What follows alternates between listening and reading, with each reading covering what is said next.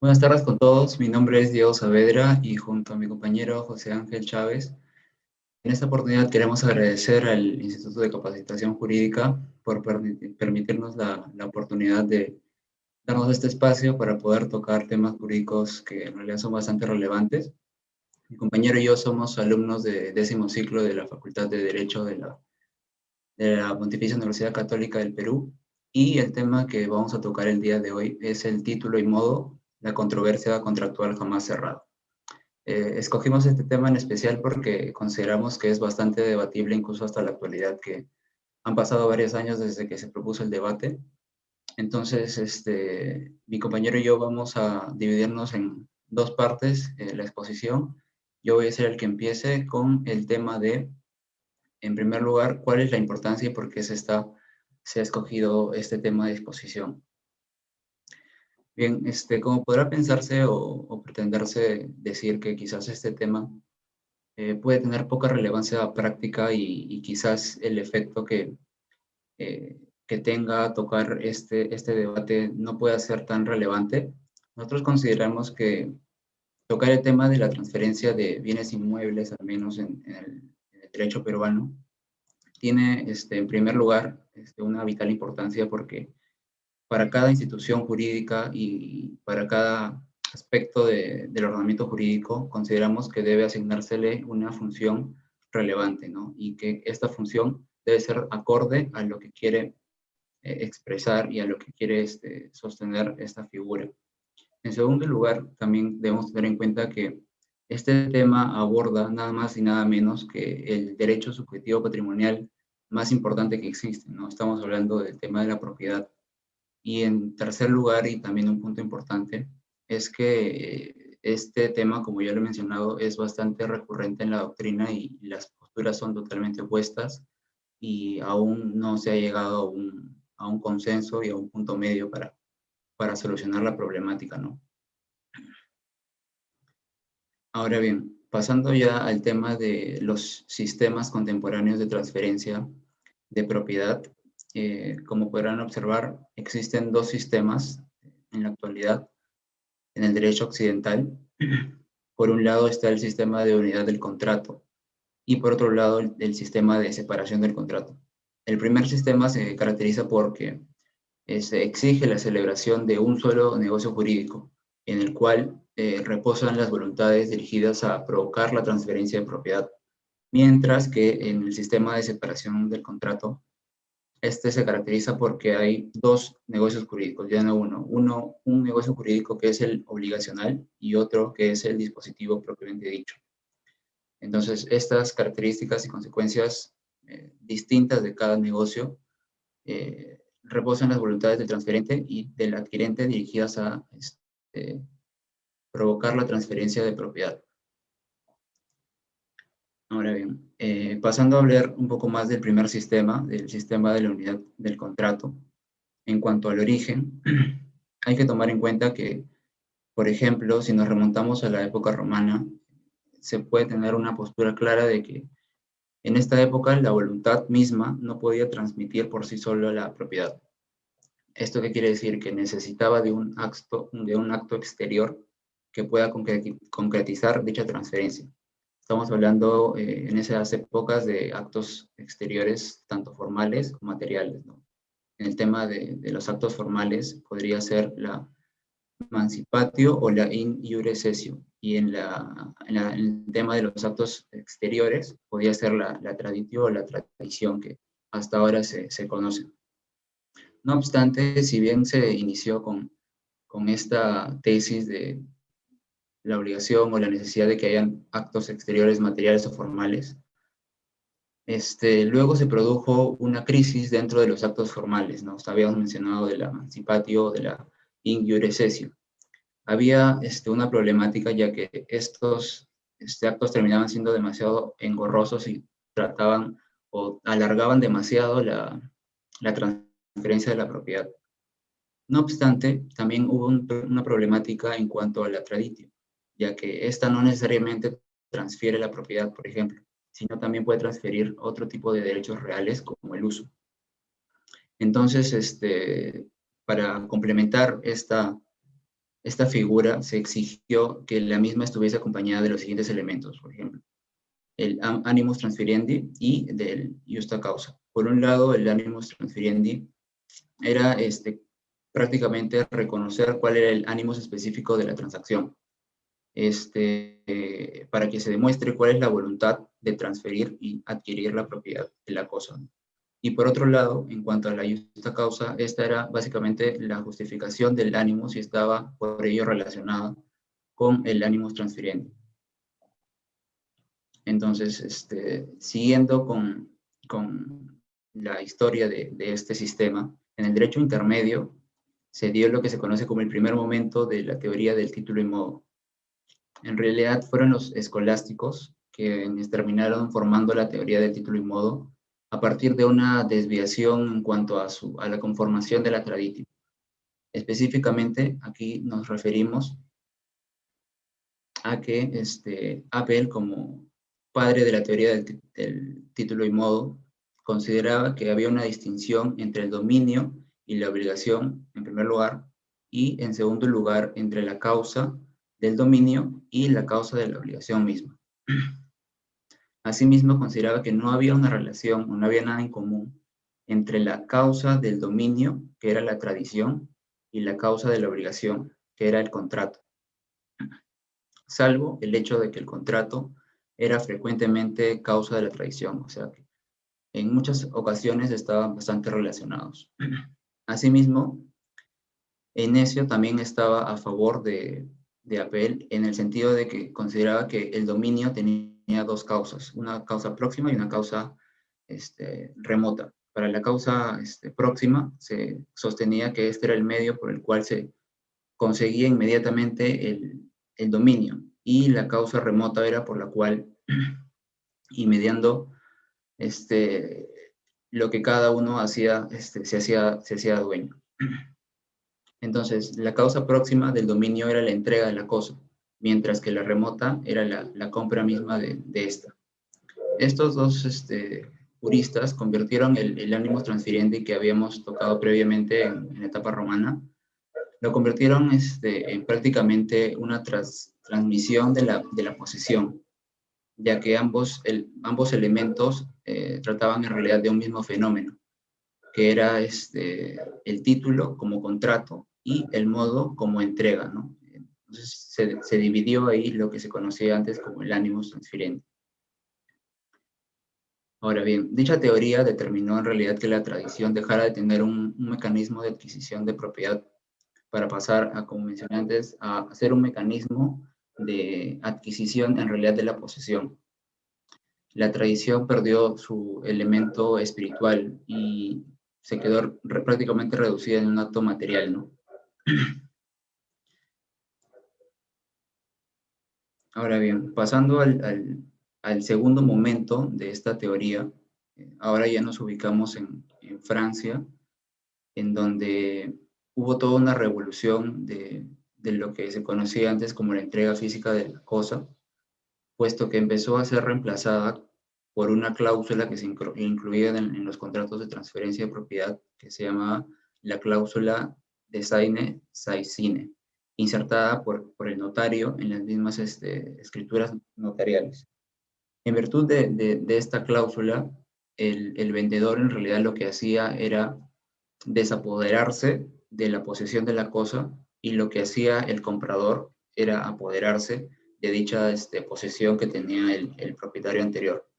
Entonces, aquí nos damos cuenta que a través de esta cláusula prácticamente se reemplazó a la traditio y empezó a ver esta revolución que se originó en Francia.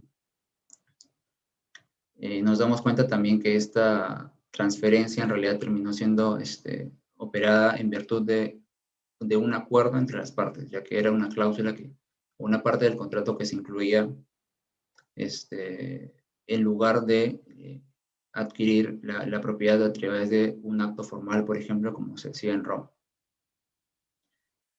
Ahora bien, el legislador francés, tomando en consideración esta evolución, por así decirlo, de la tradición, en realidad lo que legisló para esta transferencia de propiedad fue una fórmula según la cual la obligación de entregar la cosa hacia al acreedor propietario, aunque la tradición no hubiese sido hecha. Esta fórmula en realidad, en vez de positivizar, por así decirlo, la costumbre que se venía trayendo poco a poco de la cláusula, lo que hizo en realidad es terminar consagrando un principio novedoso y que va a empezar a tener vigencia a partir de ese momento, que es el solo consenso, que significa que a través de esta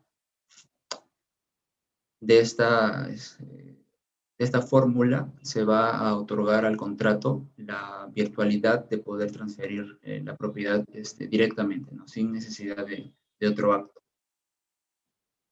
Ahora bien, Forno, el profesor Forno, al referirse acerca de este proyecto de legislación que hizo el Estado francés, considera que fue en realidad un dilema.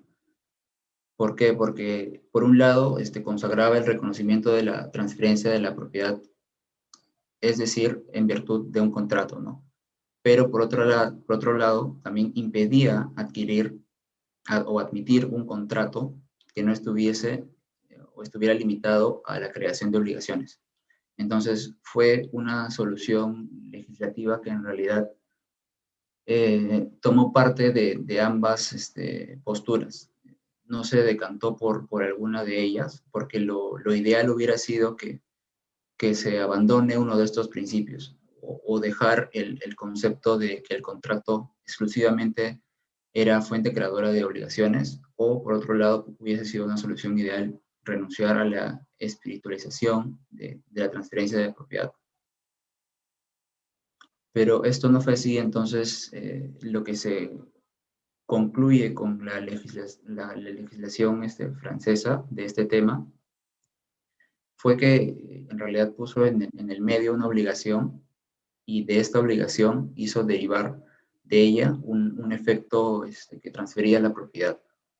Y con esto se trataba de tocar los dos principios que mencionábamos anteriormente. Ahora bien, un sistema totalmente diferente es el sistema de separación del contrato, ¿no? Y aquí nos referimos al caso alemán y al BGB, que es el Código Civil Alemán, en cuanto a su regulación. ¿Por qué? Porque en el siglo XIX hubo toda una revisión por parte de los juristas alemanes de esa época, una revisión bastante crítica de la teoría que se había forjado en Francia, de la teoría del título y modo. Esta teoría había sido bastante difundida a nivel de toda Europa, entonces, y había debilitado bastante, como habíamos mencionado, la teoría o la figura de la tradición romana. Entonces, en realidad el pionero en esta postura fue Savigny, quien mencionaba que la traditio en realidad no representaba, como lo entendían en realidad los defensores de la teoría del título y modo, la simple ejecución del negocio obligacional. En su opinión, el papel de la traditio era el negocio en virtud del cual el transferente daba al adquirente una cosa. Seguido de Yering, que también apoyaba esta postura por un tema de practicidad, y también consideraba que la propiedad se debía transferir en un acto que debía ser abstracto, ¿no? Ya no nos referimos a los actos exteriores que planteaban en Roma. Entonces, un ejemplo claro para proponer o para sostener esta postura o esta teoría de Savigny es el ejemplo del mendigo, que por ejemplo se basa en cuando alguien daba una limosna o prácticamente ponía la limosna en las manos de un mendigo. Era claro que la propiedad de la moneda, del dinero que se depositaba en las manos del mendigo, con esta con esta dación de la moneda se transfería únicamente, o sea, se hacía la transferencia de la propiedad en virtud de esta tradición, de esta traditio. Pues no existía una obligación, por ejemplo, en la que se base que sea una justa causa. Entonces, en realidad, la postura de Savigny es que la justa causa se ve relativizada. En lugar de cuestionar la trascendencia de este aspecto, le otorgó un papel en realidad mucho más modesto para lo que tenían para los defensores de la teoría del título y modo. Entonces, la justa causa pasó entonces a ser un negocio obligacional que eventualmente precedía a la traditio. No era un requisito indispensable para la transmisión de la propiedad, sino solamente era un medio para constatar que se había transferido la propiedad y que había un animus transferendi detrás. Ahora, entonces, es a partir del BGB que los negocios obligacionales quedan absolutamente separados de los negocios de disposición. Ahí, por un lado, se crean los negocios obligacionales que crean los vínculos de la obligación que sirven de fundamento o de base para la transferencia de la propiedad. Y por otro lado, se forjan los negocios de disposición, que son, por ejemplo, la inscripción registral o la entrega de muebles, cuando se trata de estos casos, y son los que producen la referida transferencia. Entonces, lo que se formula en esta teoría es que a partir de esto se contiene la voluntad de las partes que efectivamente desean transferir y adquirir la propiedad del bien. Este negocio de naturaleza abstracta termina desvinculándose de su fundamento causal. Entonces, pasando ahora a explicar la teoría realista, diferentes autores han sostenido esta postura. No obstante, nos vamos a apoyar en la tesis del profesor Forno, quien afirma que la postura principal es que bajo el Código Civil de 1984, el contrato puede transferir directamente la propiedad y no es necesaria una obligación adicional. Ahora bien, dentro de esta misma teoría realista existen dos tendencias. Existe la tendencia de que el contrato solo puede transferir directamente la propiedad inmueble y la tendencia de que el contrato puede transferir la propiedad inmueble y la propiedad mueble. Entonces, para explicar un poco esta tesis del profesor Forno, nos vamos a referir al artículo 1351, el cual se señala lo siguiente: el contrato es el acuerdo de dos o más partes para crear, regular, modificar o extinguir una relación jurídica patrimonial. Ahora bien, a partir de este artículo, el profesor Forno ya empieza a dar su postura en que la relación jurídica patrimonial a la que hace referencia este artículo debe ser entendida en términos amplios, ¿no? ¿Por qué? Porque a partir de este artículo nos podemos dar cuenta que la referencia a la relación jurídica patrimonial permite asignar al contrato una función que no está necesariamente circunscrita en el campo de las relaciones obligatorias, sino que está o puede ser referida a cualquier tipo de relación jurídica que tenga en realidad contenido patrimonial, que es lo que se establece textualmente. Entonces, actualmente también se da por entendido que la obligación no es el único tipo de relación jurídica patrimonial, sino que al lado de esta obligación existen una rama o una gama de relaciones jurídicas que articulan o estructuran deberes jurídicos y derechos subjetivos, que son distintos, totalmente distintos al débito y al crédito. Por ejemplo, los deberes o sujeciones correlativos a los poderes y derechos potestativos, que si bien se puede decir que son complementarios o instrumentales, tienen una estructura que es totalmente diferente a la obligación como relación jurídica patrimonial, y aparte de ello también cumplen una función. Entonces también es por eso importante tocarlo.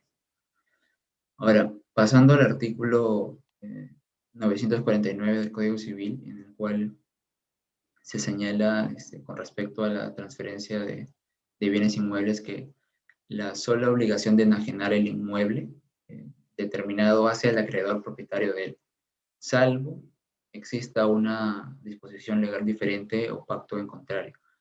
Para esta parte de la exposición vamos a resaltar la primera parte del enunciado, específicamente cuando se señala que la sola obligación de enajenar hacia el acreedor propietario de él. Si tomamos una interpretación totalmente literal, se puede concluir que pareciera que a partir de este texto, en los contratos de ventas de inmuebles solo se crean obligaciones de enajenar el inmueble, de modo que la transferencia y la adquisición se produce como efecto en realidad de esta obligación y no como efecto del contrato. Entonces ahí está el punto en cuestión, y en realidad si tomamos la postura literal puede que esté alineada con el artículo 1529 y 1602, que hablan de la compraventa y de la permuta. No obstante, Forno aplica dos tipos de interpretaciones para sostener totalmente lo contrario, para sostener que el contrato sí produce efectos reales. Entonces, la primera interpretación es la interpretación histórica, y se basa especialmente en el Código Civil de 1936, que que es el código anterior al que tenemos actualmente, y el artículo 1172 es el que sirvió de base para el artículo 949 de transferencia de propiedad inmueble. Ahora, para tener claro, el Código Civil de 1936 estableció un sistema mixto porque adoptó el sistema francés que habíamos comentado anteriormente solamente para temas de bienes inmuebles, y una reconocida autoridad en cuanto al derecho civil en esa época, León Barandarian, señalaba que con respecto a la cosa inmueble, el régimen del Código Civil era claro, que el mero consentimiento importaba el acto de disposición. Entonces, a partir de este Código Civil anterior, se puede sostener que ya al ser un texto bastante similar con el Código Civil de 84, se va a tener la misma postura en cuanto a cuál es el sistema que opera, si el contrato produce efectos reales o si es que este no lo hace. No obstante, esta interpretación es complementaria, en realidad, a la interpretación lógica. La interpretación lógica que hace Forno se empieza preguntando si realmente esa obligación de enajenar que se describe textualmente en el artículo 949 que habíamos mencionado, es en realidad una verdadera obligación. Para esto, recordemos que ¿cuál es la función de la obligación? En realidad es servir de instrumento jurídico para actuar la satisfacción de intereses mediante una cooperación de una conducta. Es decir, existe la realización de una conducta que está orientada a la satisfacción de intereses, y que es a través de esta satisfacción de intereses que se puede fundamentar la obligación. Pero aquí debemos advertir lo siguiente. Se debe advertir que en algunas ocasiones el interés del sujeto activo no necesariamente requiere de un resultado material, es decir, no necesariamente requiere de una cooperación de una conducta, sino requiere en realidad de un resultado jurídico. Entonces aquí lo que se forma es en realidad una relación jurídica que no es una obligatoria, es lo que mencionamos anteriormente. No necesariamente toda relación jurídica va a ser obligatoria. Estos, por ejemplo, se puede dar el caso de la pintura de un retrato. El interesado, el que desea adquirir una pintura de un retrato suyo, solamente va a quedar, digamos, satisfecho en la medida en que la persona a la que le ha pedido que haga la pintura y que se comprometió mediante un contrato, efectivamente realice este retrato, realice la obra y además también haga la tradición del bien. Este es un ejemplo claro en donde la actividad del sujeto pasivo es esencial para tener un resultado material. Entonces, como podemos ver, la producción de una relación jurídica distinta por el solo hecho de haber celebrado el contrato. Entonces, es a partir solamente del contrato que se tiene un resultado jurídico en caso no estemos hablando de la necesidad de un comportamiento ajeno que termine satisfaciendo los intereses de la persona que adquiere. Este efecto jurídico, el del resultado que no requiere una actividad o un comportamiento, crea una situación jurídica de ventaja, a pesar de que no se necesite la actividad de alguien. Crea en realidad lo que se conoce como un derecho potestativo y a la vez también una situación jurídica de desventaja para la persona que ha sido encargada. Ambas situaciones jurídicas conforman lo que sería una relación jurídica, que no es de carácter obligatorio. Pero en este caso, el interés del sujeto activo queda satisfecho mediante la obtención del derecho de propiedad, sin necesidad de que, y aquí ya pensando en la transferencia de inmuebles, sin necesidad de que haya algún acto adicional o un acto material del sujeto pasivo. Entonces, si la obligación, y ya para cerrar, si la obligación consiste en transmitir el derecho de propiedad y este efecto de la transmisión del derecho solo se logra con la sola obligación, según el artículo 949, esta sola obligación terminaría totalmente siendo inútil, y esta es la postura del profesor Forno, puesto que no puede darse ni siquiera la secuencia que debe haber de obligación, cumplimiento entre ambos lados. No hay, por un lado, no hay un acto material que termine siendo la satisfacción de intereses del propietario o del adquirente, siendo entonces solamente un resultado netamente jurídico. Entonces sería una obligación que se extinguiría prácticamente al mismo tiempo de surgir. Por lo tanto, la conclusión a la que se llega es que el contrato mismo y no la necesidad de una obligación es la que produce directamente la atribución del derecho de propiedad. Esta es la postura de la teoría realista, y a continuación mi compañero les va a seguir con la exposición en cuanto a la teoría de la obligación. Sí. Gracias, amigo. Antes que todo, muy buenas tardes. Mi nombre es Ángel Chávez. En esta oportunidad quiero agradecer primero a Dios y la Virgen y al Instituto de Capacitación Jurídica por realizar esta segunda ponencia estudiantiles. Bien, sin más preámbulo y continuando con la exposición de mi querido amigo Diego, vamos a continuar con la teoría obligacionista.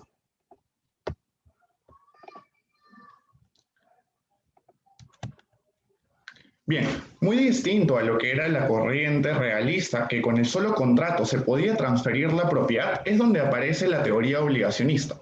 ¿Y qué nos dice ello? Que el contrato directamente no puede transferir la propiedad, en tanto que el contrato, solamente puede regular, modificar o extinguir cualquier tipo de obligaciones. Para entenderlo mejor, vamos a esta lámina. Acá existe un contrato en el cual dos o más personas, ante su manifestación de voluntad, van a crear un acuerdo. Ello va a generar obligaciones de transferir la propiedad. Es decir, una vez firmado el contrato, existen lo que son las obligaciones. Estas obligaciones son surgidas del contrato y es ahí donde surge la obligación de transferir la propiedad. No por el contrario, que el contrato directamente va a transferir la propiedad. Ello involucraría caer en un error. Y para entender esta mejor postura, vamos a realizarnos una pregunta. ¿Se incumple el contrato o las obligaciones de un contrato? Y aprovechando justamente que ha pasado el mes de febrero en el amor y la amistad, vamos a poner el ejemplo del matrimonio. En un matrimonio, si existe, aprovechándonos también de entender el matrimonio como un contrato, independientemente de la postura que podría tenerse, queremos centrarnos en ella. El matrimonio como un contrato. Pepito y Juanita se casaron.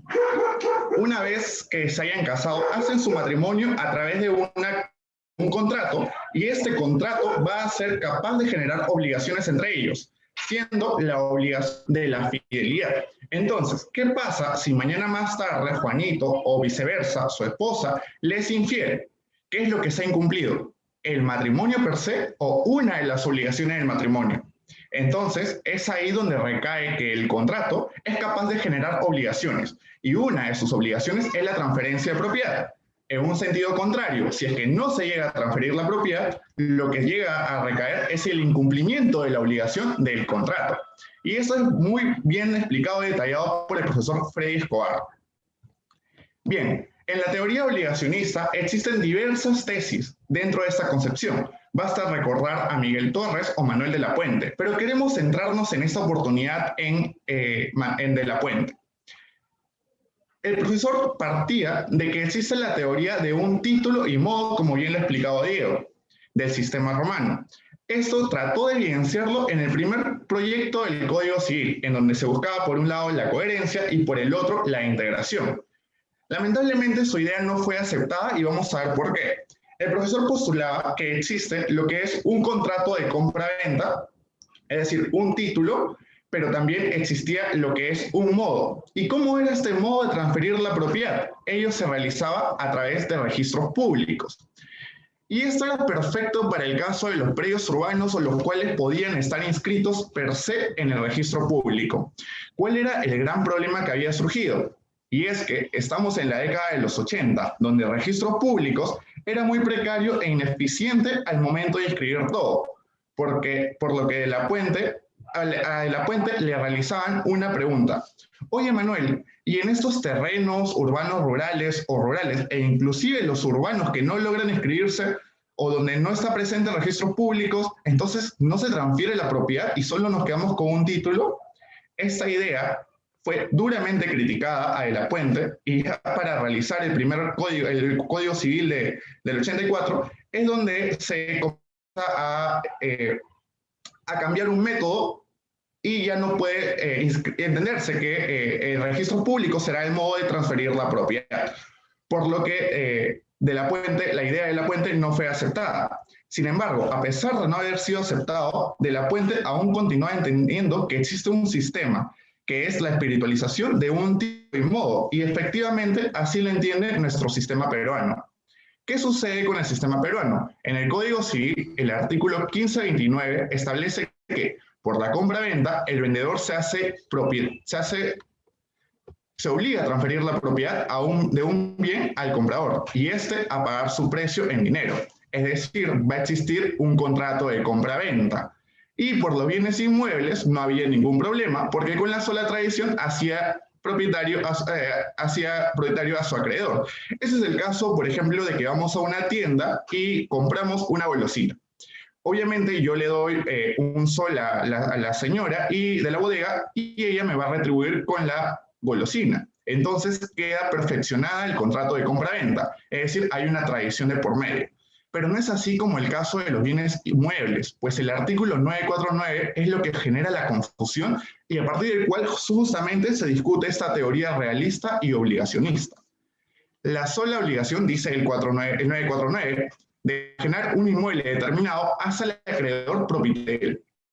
¿Cómo realmente se debe entender este artículo?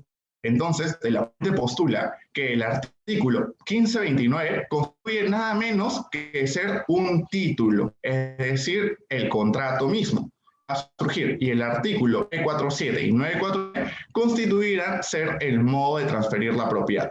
Por lo cual, acá vamos a tener con el 1529 un título, los inmuebles no había una tradición, y el 949 también tiene que entenderse como modo.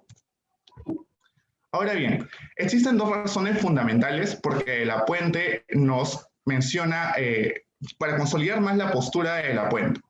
Y para ello menciona que nuestro ordenamiento consagra los contratos, crean obligaciones, no transfieren la propiedad. Y esto efectivamente lo encontrábamos en el 1529, donde se menciona que por la sola compra-venta, el vendedor se obliga a transferir la propiedad. Entonces, el contrato de transferencia no puede, como efecto, transmitir la propiedad directamente si no tiene un efecto, que es la obligación de transmitirlo.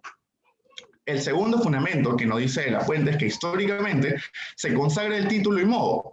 Contrato un título y el modo, la inscripción o tradición de entrega. Por lo que, de nuevo, volvemos a la postura de que el 949 no puede entenderse como un título y modo a la vez, y con ello que el contrato no puede transferir la propiedad directamente, sino la obligación de una persona a transferir la propiedad. Aceptar lo contrario, obviamente, vulneraría lo que había explicado mi querido amigo Diego, que es el sistema romano. Bien, pero para entender ello mejor, no solamente vas a entender que va a existir la propiedad con el 949 o el artículo 1529 o el 947, sino que se debe buscar un sistema de integración.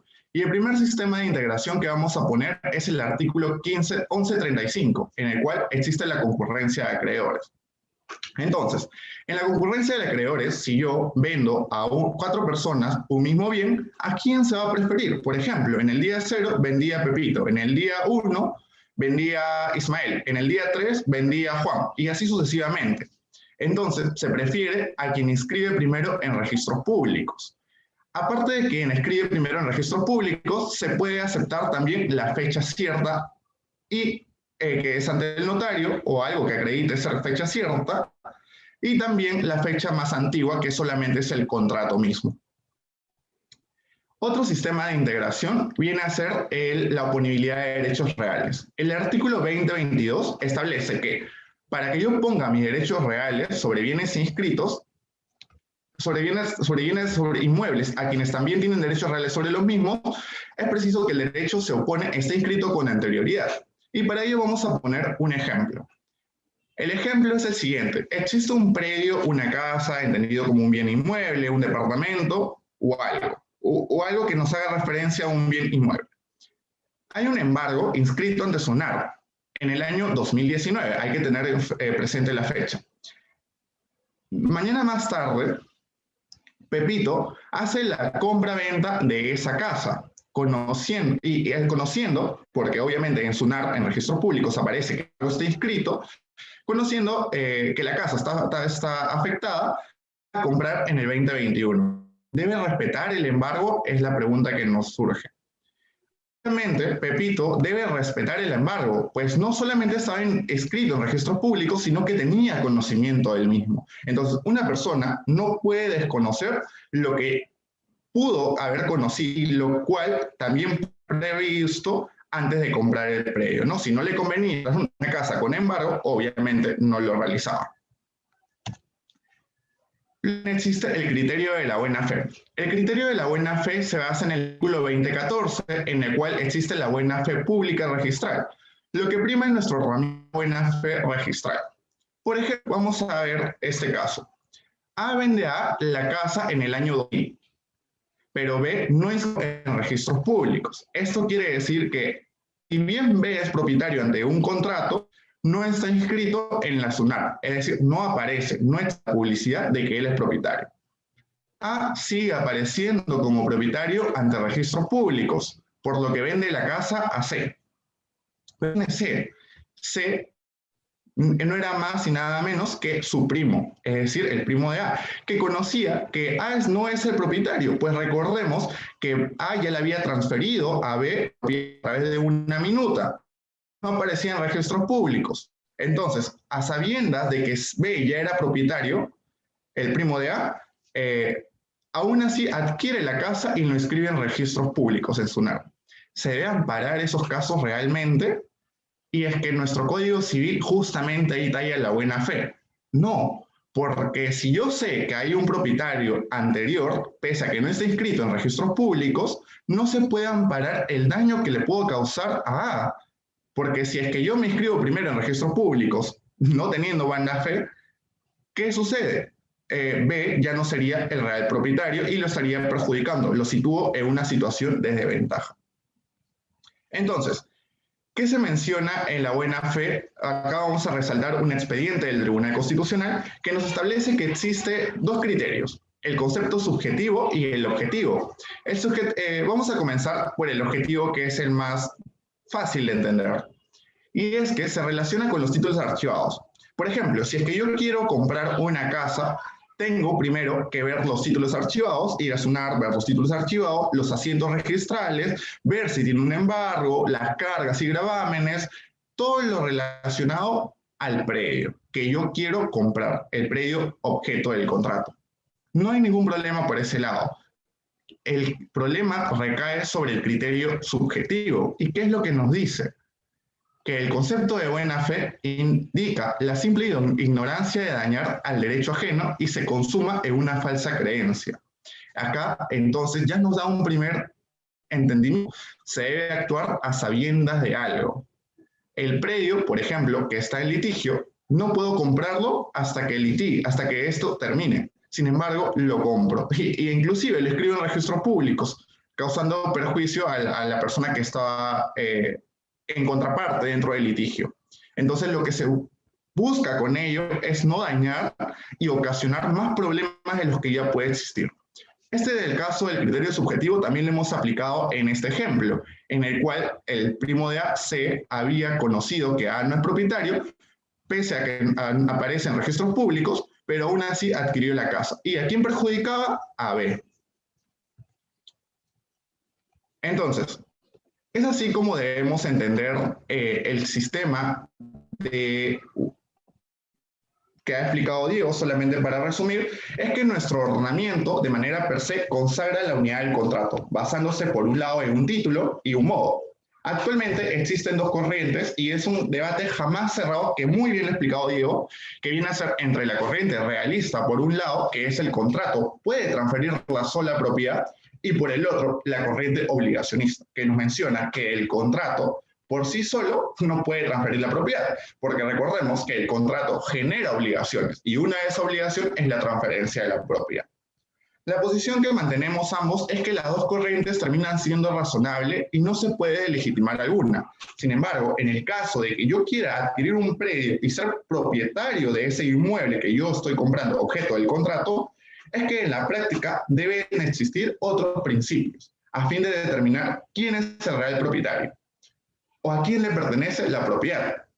Y esto nos vamos a basar en el sistema de integración, de los cuales solamente queremos resaltar tres de los muchos principios que pueden existir en el Código Civil. El primero de ellos es la concurrencia de los acreedores, que ante varios compradores se prefiere a quien escribe primero, o a la fecha más antigua. El segundo criterio es la oponibilidad de derechos reales. Y este es el caso que habíamos puesto del ejemplo del embargo y la compra-venta. Si es que hay un embargo inscrito en el año 2000 y hay una compra-venta que yo quiero realizar en el año 2021 y el embargo aún no se ha cumplido o sigue vigente, entonces yo lo tengo que respetar. ¿Por qué? Porque está inscrito en registros públicos. Y tercer lugar, se tiene que ver la buena fe objetiva, que ya habíamos entendido que tiene que ver todo lo material a los títulos archivados, a los asientos registrales o inclusive ver las cargas o gravámenes, entre otros. Entonces, si es que yo quiero comprar un predio, yo tengo que conocer qué es lo que estoy comprando, sobre qué es lo que voy a comprar y cuál es el objeto en materia del contrato, ¿no? Si es que este objeto tiene una carga o gravamen o si este objeto no tiene ninguno.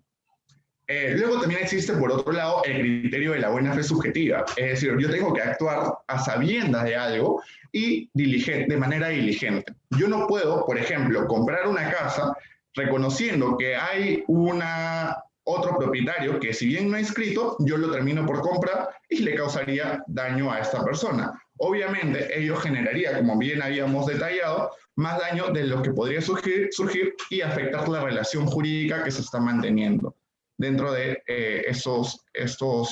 dentro del objeto del contrato.